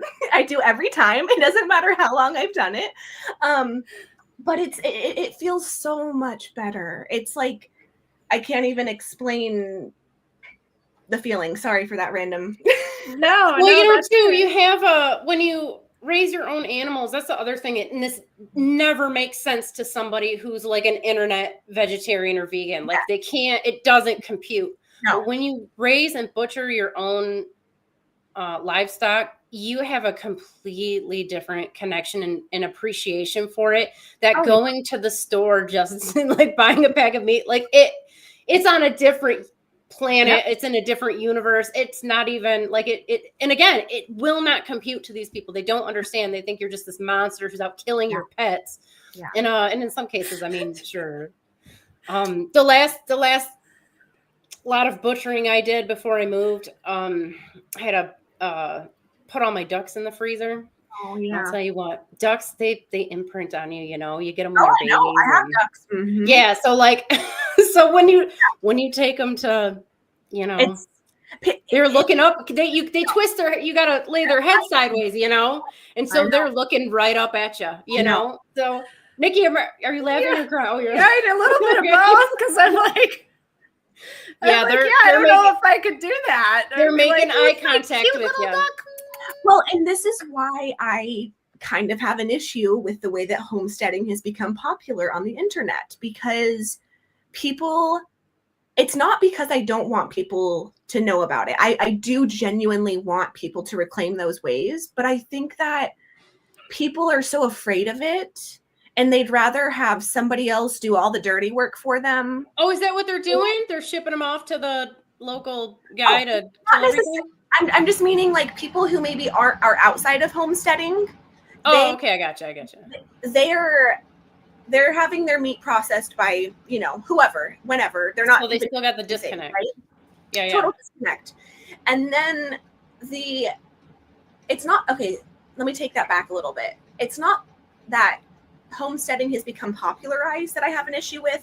I have an issue with we're going to show you the glitz and the glam of it and this very idyllic version of what it is like. Not the, like I was telling you guys, coming out and finding all my hens gone. And yeah, that's a bummer. It's like Pinterest style homesteading. We're doing this for show. We're doing this. And then people get into it and they're traumatized because they don't know how to do it right. And then I didn't know that. Oh yeah, there's people. Yeah. I don't get out much. I don't know what's going on in the world. So well, and I guess I only know about this because when I was on social media still, I was seeing a lot of that come through. And then I hear a lot of stories about even being out here, people that are like first generation homesteaders or farmers. As soon as something kind of tragic happens, they like get rid of everything. And so because they didn't go about it in the right way, they become so like, I can't do this. And that makes me really sad because then everybody suffers because of that. The animals, the people. Does that make sense? Yeah, I get what you're saying. And we had a movement here where everybody was wanting to own their own chickens and like the town ordinances changed. But what's happening was a lot of these folks weren't understanding how to feed them, what to properly feed them. So they were getting sick and dying. And there was a lot of, I'm giving up on this because I'm just not doing it right. But, you know, they weren't experienced, and they weren't willing to try to be even more and look at what it is that I'm feeding. Where is it coming from? Why is this not working for my girls? Man, how do you mess up with chickens? I don't think I've ever had a sick chicken. I don't even know how that's. I don't know. I can't even imagine. People don't realize they need grit. They don't realize all of these aspects, right? Of like, when you keep too many confined, they get sick, right? Oh, yeah, okay. All of those things. Then there's people that will mix ducks and chickens. And Abby, I'm sure you know that, like, danger zone. If you have a male duck, all your hens are going to be dead, and people don't realize why. If you catch my, I didn't know that. No, I didn't know why. Why? They eat them? What do they do? Sorry. How vulgar can I? You can just say whatever you want. I just said school of squirt, so you can definitely. They get a little rapey. Yeah. Yes. So the male's penis will be as long as their body. Shut up. And a chicken. And it's like a corkscrew, and it like. And it will literally kill. It'll mount hens. Wow. And it will kill the hens because their anatomy doesn't line up. Yes. Wow. Male ducks are very the more you know. Wow, I didn't know that. I was curious. They'll I was like, were they the pecking each other? Bodies and stuff. They can be very Mine was a little bit more innocent. I was like, they're pecking each other to death, like like it's a fight ring, you know? That's what I was thinking. Well, and this is where, like, you obviously don't want to be like, I don't know. I'm in this place of like, okay, how do we educate people on having a safe and efficient homestead without scaring them to death, because there are a lot of scary parts. Like, people also don't realize if you're keeping bulls, for instance, if your bull gets out and goes into another pasture that has another bull, they may fight to death. Many a times have my husband and I had to go to break up bulls so they don't fight each other to death. Oh my God. They try to fucking kill one another. No, right? Thanks. Good on you. I'm not going on that. Oh my God. Are you on the horse and you can do the whole like thing, you know? So not anymore. We're about to get horses again, but we haven't gotten them since we've moved home. But like, yeah, my husband grew up rodeoing and ranching cattle as well. So like, he was in an old Toyota pickup and I was in a Polaris side by side, and we are getting in between them, breaking them up. Our bull was actually even safer. Yes, you have a vehicle. Was a bit smaller, but we have longhorns, so he had longhorns, and he was trying to knock him onto his side so he could gouge him to death. Oh, and nice. Like, this is the stuff where I'm like, okay, homesteading is beautiful. But like, let's talk about how we're going to set this up to make sure it's safe for people. Because if you have never worked with an animal that weighs a ton or 2 tons, that is dangerous. You will die. We know many people over the years that have died from freak accidents, from just random stuff. I mean, it's just, life's dangerous. But homesteading and farming is really fucking dangerous. And people don't. It's a lot of work too. A lot of work. Oh yeah. It's it's your whole life. Yeah, it is. And that's why Texas is so beautiful to homestead in, because up in Washington, you're doing that in the rain and the snow. And down here, you have 200 plus days of sun. So it's the best place to be able to homestead versus like we did that in the rain and the snow. And so coming down here, we're like, fuck yeah, this is great. I'm sure the animals appreciate it more too. Oh yeah. You're not. I could never move back up north. Specifically just because of the animals' sake, and I'm never gonna not have animals. So here we are. I'm in a position now where I'm thinking about getting a dacha. So here in Russia, what they do is they have what they call sads. It's like a village, but people don't live in it. They just all have like a little tiny house, like a little I don't know. They're like tiny houses basically, and then they have a few acres each. Like, it's huge, and they do all their own vegetables. They have greenhouses, fruit trees. It's amazing. It's amazing. But then they have like some that aren't just the garden. Like, you can actually get more land, and basically it's not expensive. And I'm like, I desperately want goats again. I want dairy goats again. And I just want at least a horse or two, Yes. But then I'm like, right now. So I lived in Michigan, And even in Michigan, which is pretty tame compared to here, winter wise, you know, there's like weeks at a time where your horses can't come out because, you know, they can founder it just because of the cold, you know? So I'm like, how do they do that here? I mean, I know that they've got systems. I imagine they must have all their heated barns, you know, like they don't mess around. But I'm just like, do I want to do that? Because again, goats, that's, you know, that's a everyday thing. You can't skip out, you know. Oh yeah. Horses you could board, but I've done that before when I was in the military, and I don't want to board a horse ever again. Like, it's so sad. It is so it's so friggin' depressing. Yeah. So like, you know, it's a big commitment, and I'm not gonna rush into it, but for those very reasons, like, it's the winter here is legit. It's like most of the year. I'm sure. So, yeah. And like, I don't know the people here either. Like, I don't know the farrier. I don't know how the vet works. Cause like, I've never seen a horse trailer here my entire life. Maybe I've seen one or two. Never seen one, but they got horses. They ride horses in like the middle of the city. Like, like people just like, So I know they got them, but I asked my husband, he's like, and you don't see trucks. You don't see like pickup trucks. I think I've seen like one F-150 here, like ever. And then the rest are like, you know, like not trucks, or I don't know what they are. Yeah. I'm like, well, how do you, you know, get your vet to like take your horse to the vet? And they're like, how do you get lumber? How do you get anything? You know? Yeah, well, and so I'm sure like somebody delivers, but like I don't know anybody. I don't have any connections. They don't do square bales here. They only do round bales, or they have the old timey style, just a big giant pile of grass. And they just have the grass, and you just gotta go get it from the big pile of grass, right? So I'm like, this stuff, like my brain's not 100% understanding how the farm system works here, but Russia right now, they're really trying to get more. They're giving away land for free. If you want to go farther east, they'll give you like as much land as you want, basically for free, if you'll farm it, if you'll like, you know, put something up. So we're starting to see more like small farms pop up, and it's not like farming in America where it's like everybody's crammed into a barn, and, you know, like they have, we have cowboys here. Yeah. Okay, I know I'm going like way onto a tangent, but we were talking about it, so I'm just going to talk about it. They don't have fences here, and I imagine probably lots of Texas is like that too. Yeah. So like you have to babysit your cows, right? So they don't wander into somebody else's cows or into the highway or whatever. Same thing with like all of their, if they're free ranging some animals, like their ducks or geese or chickens or whatever, like they have like a babysitter, you know, on your horse.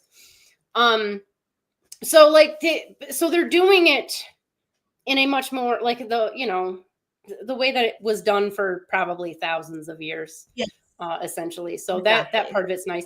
And I'll tell you what, you can really taste it in the food here. Like real, I don't know how to explain it. Like it's just different. It's just everything's better.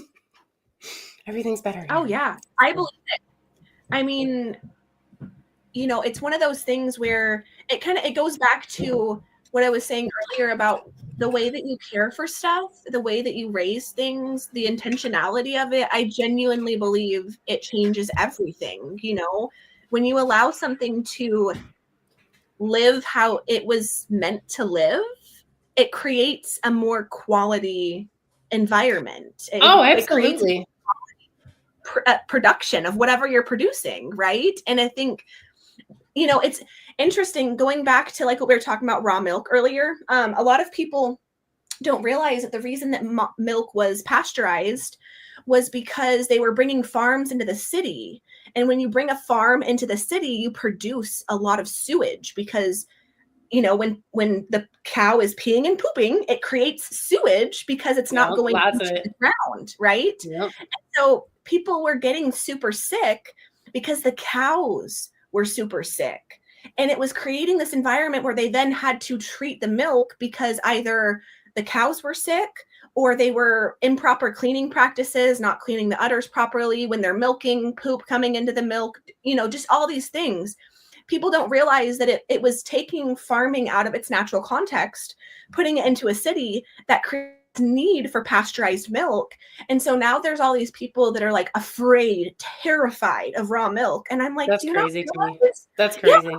I'm like, our ancestors literally survived off of this. Like, this is part of the reason each and every one of us is here right now in this moment. If there was an animal that was milked in the culture that you're from or in the culture of your ancestors, Most places drink sour milk that's been fermented a little bit because they don't have refrigeration if they're not in a modern context like we are. Oh, they leave their milk sitting on the counter here. So nobody refrigerates their milk, even though it is pasteurized. Like they just have it. I'm like, what are you guys doing? And like, that's gross. I don't want to drink like your lukewarm milk.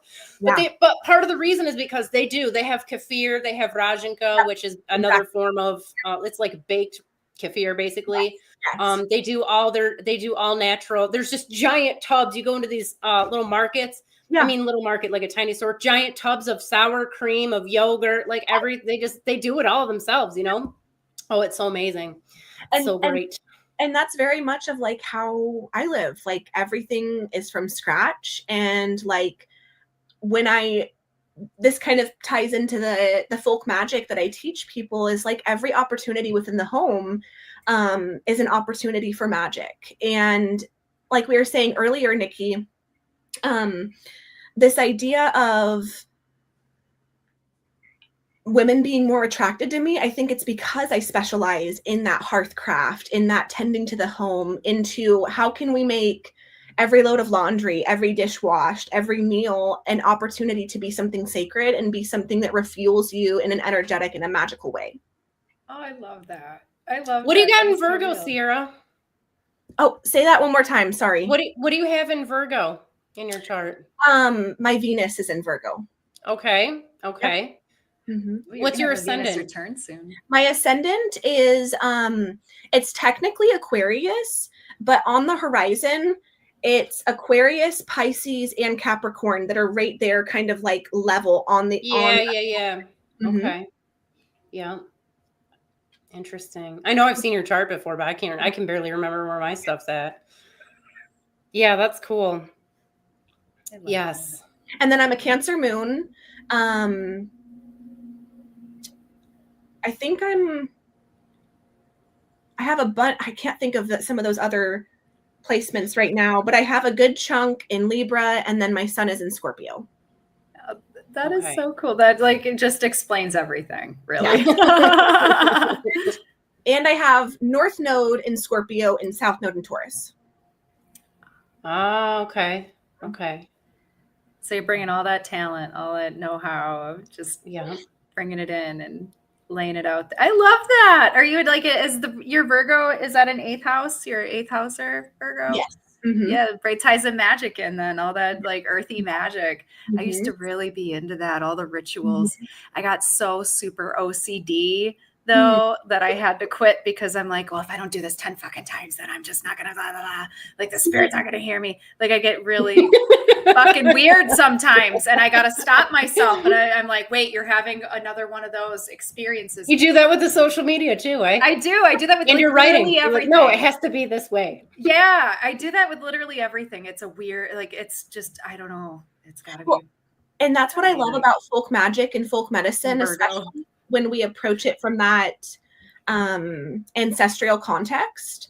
It's not this like it has to be done a certain way. There are some days where I'm making like fry bread and I'm honoring my husband's ancestors and all of that, and then like the next moment I'm doing something else, honoring somebody else's ancestors or like something else. And there's these levels of it opens up a layer of freedom that the more ritualized and I mean, I do specialize in ritual, but I specialize in this kind of like intuitive ritual where you have your rituals set up in ways that feel really good for you, to where they don't have to include all the steps, if that makes sense. And so like the opposite of ceremonial magic. Exactly. Truly 100%. Yes. I love chaos.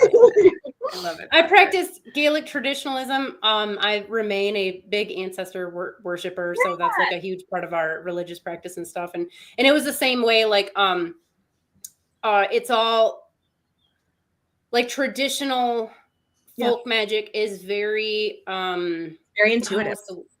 Yes. And it's also really, I don't want to say, people get the wrong word when I say primitive, but maybe basic is it. No. Like you're not trying to overcomplicate things and like go to some crazy extreme to get all psyched up and like, get prepared to do.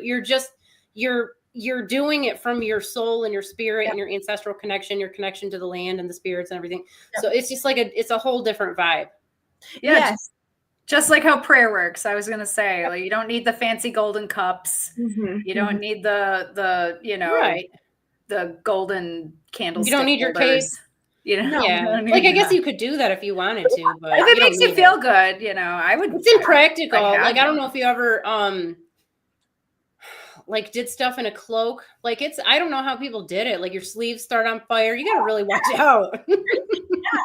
Well, and the way I look at it is I still do more ceremonial magic, and so I have my full moon ritual ceremonies that I do, and I love engaging in community in that way. But I take that folk magic approach to those ceremonies. And when I do it that way, it creates a whole different experience. And I've also noticed personally and for my clients that if somebody is only doing a ritual maybe on the full moon or the new moon, it's not going to be as powerful as if they're allowing magic to be infused into their daily life. I always say that it's like practicing or exercising anything.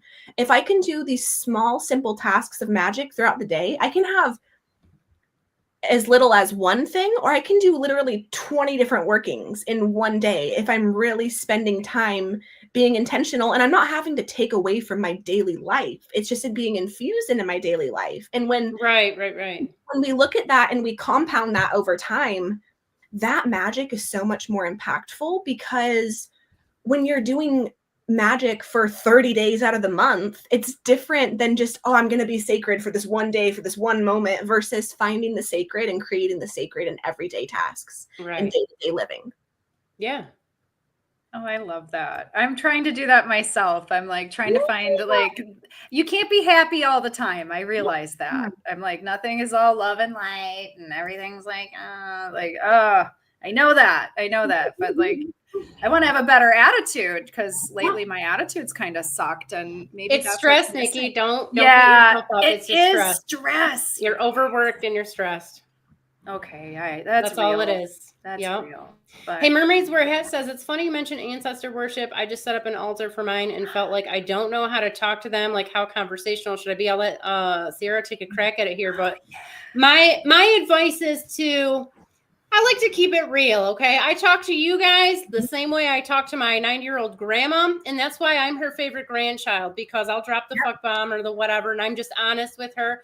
I think that your ancestors are probably going to just want you to be real with them, and just to, you know, well, they're watching you all the time, so they know who you really are. So don't come to them like, oh, I just like, with some proper language. They're gonna know. They're gonna see right through. Just be yourself. I think on a psychological level, and correct me if I'm wrong here, like, it's more impactful if you speak any spiritual work you do, if you're like speaking in your own voice. Now, that said, there is some benefit to speaking in your ancestral tongue as well. That's why I learned Irish Gaelic at one point. I have since forgotten most of it. But I do speak Sumerian, so it counts on some level. But so like there's different I wouldn't overthink it. That would be my advice. Sierra, what do you got? Yeah, I very much fall in that same place of talk to your ancestors the way you talk to your best friend, the way you talk to your actual relationships. Create this, it doesn't need to be this like thing that needs to be, you don't want to be dancing around something. You don't want to think that it needs to be said in a certain way. I do believe that there is a certain level of using the language of your ancestors that can be exceptionally powerful. But I don't fall in that camp that says, oh, if you don't speak in their tongue, they're not going to get you. I don't believe that's how it works beyond the veil, right? So for me personally, I always instruct people to nurture an ancestral relationship the way you would want to nurture any good relationship in your life. You want to be able to sit in the space of who you are and bring that to them and be able to allow yourself to be natural with it. Because if you are being you, it's again going to be so much more powerful. It's going to be so much more accessible. There's going to be less barriers to actually doing the fucking work, right? So when people create this space of it needs to be a certain way, it needs to be too, I need to be professional about it, they end up cutting off the opportunities they could have because they're creating an environment that wouldn't have actually been natural for the ancestors whatsoever. And this is also how I do a lot of grief work, where I'm like, if you want to work with somebody that has just recently passed on and is just beyond the veil, it's okay to, of course, have your feelings, be sad, cry it out. But if you actually want to extend that relationship beyond the veil, you need to treat them as if they were still here. If you're having a bad day and you want to talk about your day and let them have it so that you can get it off your chest, do it. I think that the more that we humanize our ancestors, in a sense, the more connected we become to them, because that is what it was. They were humans, they are our humans, and there shouldn't be these barriers to accessing them. There shouldn't be this barrier to thinking that you're going to go about it the wrong way. I specifically go back to those folk ways. Go back to the foods that were specific to them. Feed them those foods that they love. Feed them foods from their cultures. It doesn't have to be this humongous meal, but just leave them a little bit. Leave them a drink. Whatever it is that you feel comfortable doing for them, that you know was something they would have cherished. And say you're working with ancestors that you don't know necessarily. Maybe you're trying to work with more ancient ancestors. Okay, the culture. What can you learn about the culture that you can bring into that altar work with them?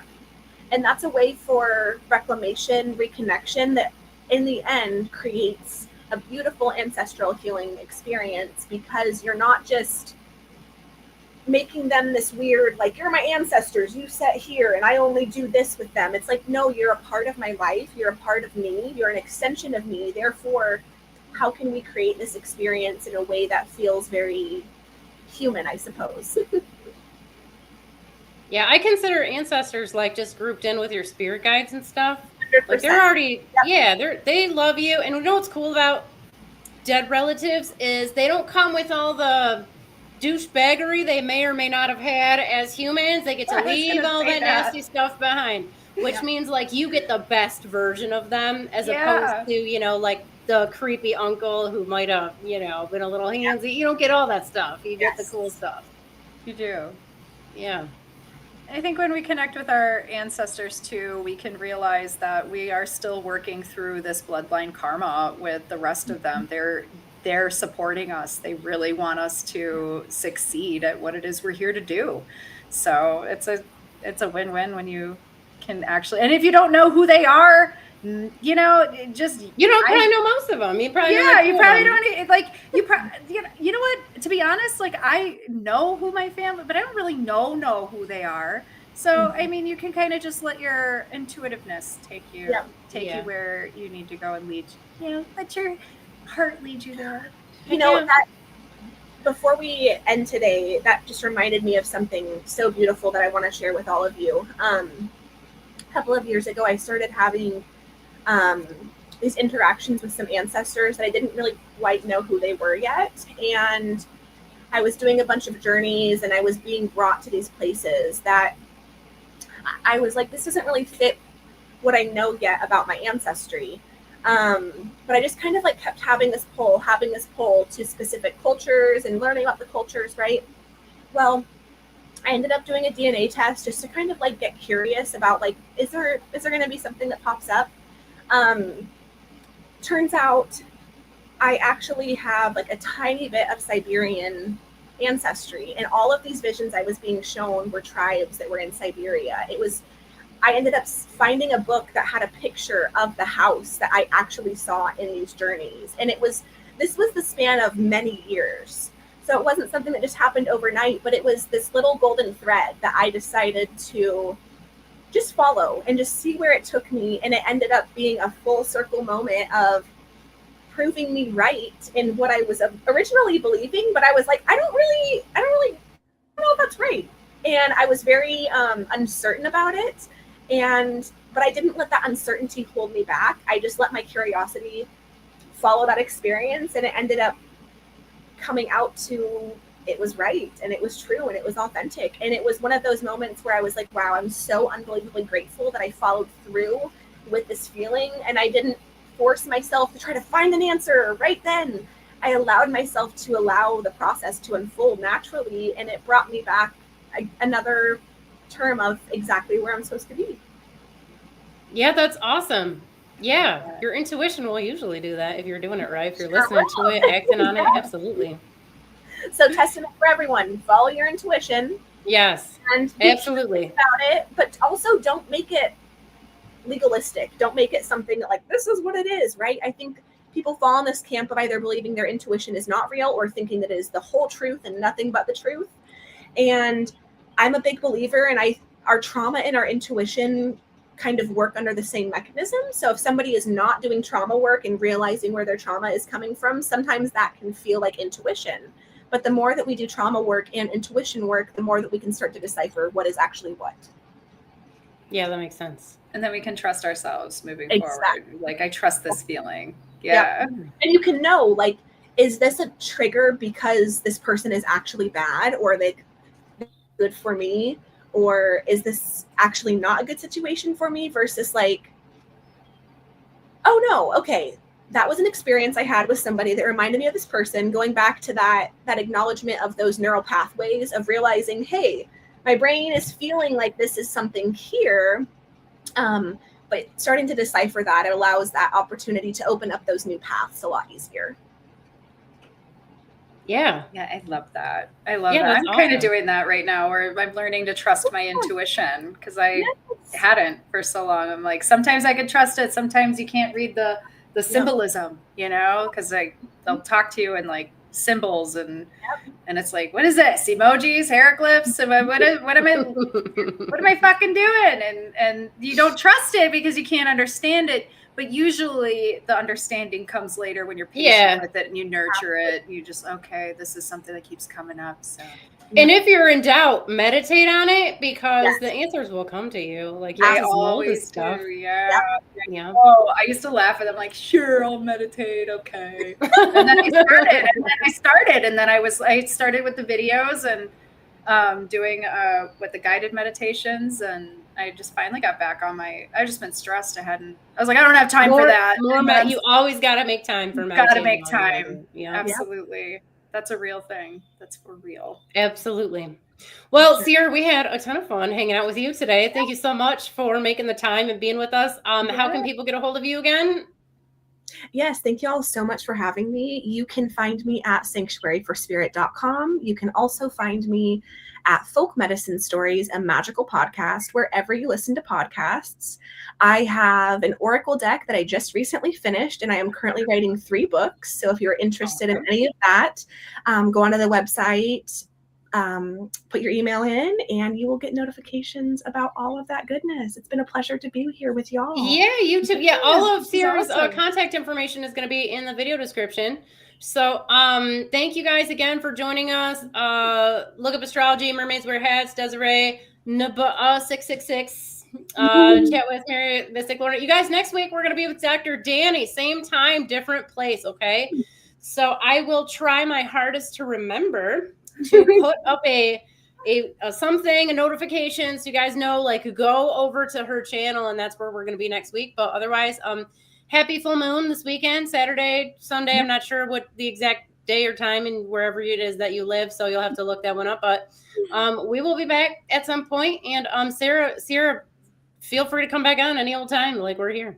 Awesome. Yes, I would love to. Thank you all so much, for those of you that are here with us now, and for those that will come in the future. Yeah, seconded. Third on Niki's behalf. All right, we'll see you guys.